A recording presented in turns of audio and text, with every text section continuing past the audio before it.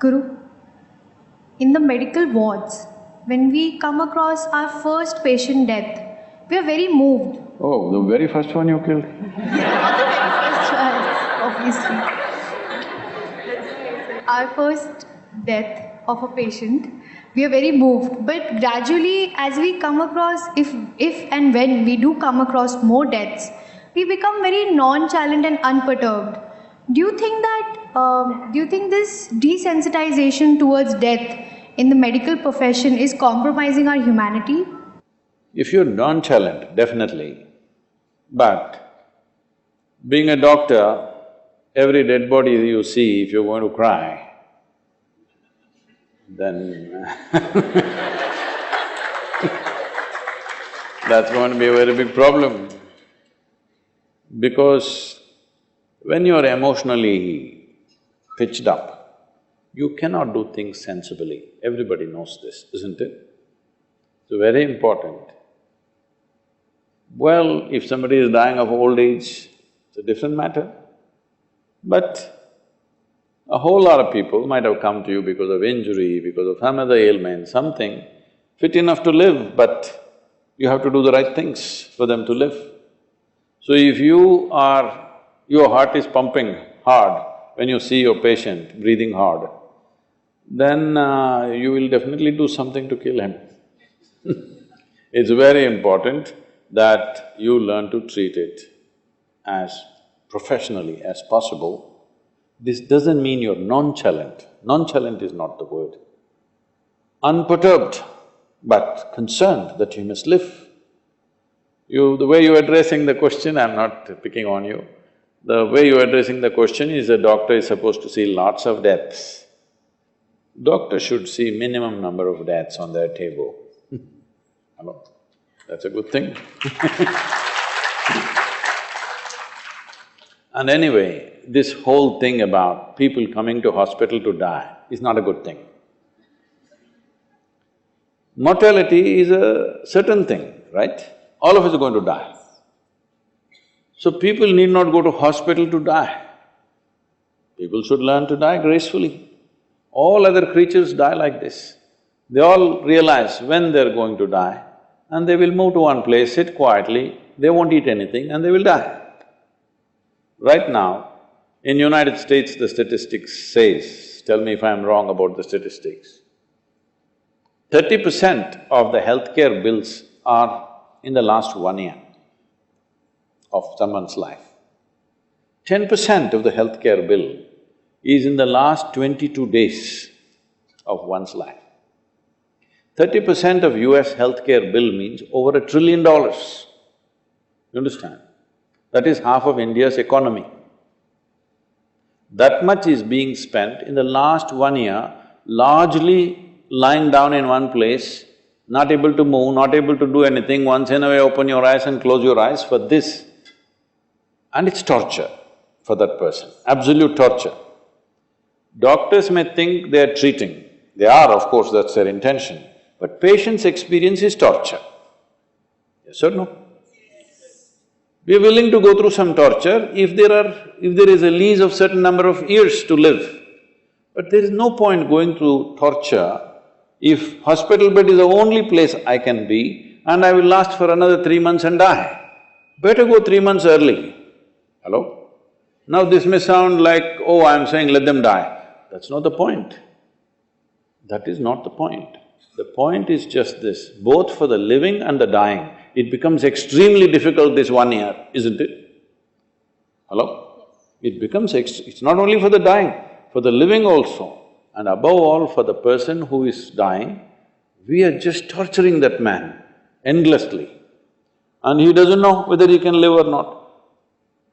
So, these are dangerous things to talk about, because then people may start taking a call, okay, anyway he's going to die, don't treat him. That's not the point. Within the medical system, there must be a guideline, how far to go to rescue a life, how far do you go? Right now we have taken this thing that we must go all the way, it doesn't matter, he's just collapsing, but we won't leave him. It is also very important he dies gracefully, isn't it? Hello? Is it not important?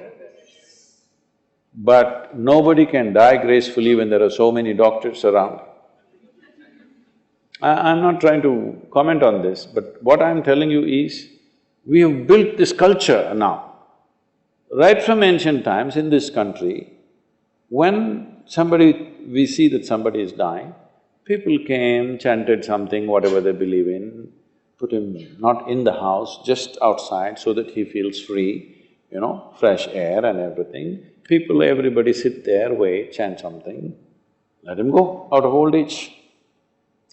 If you take him to the hospital, he may last another week, 10 days, but he will go through torture.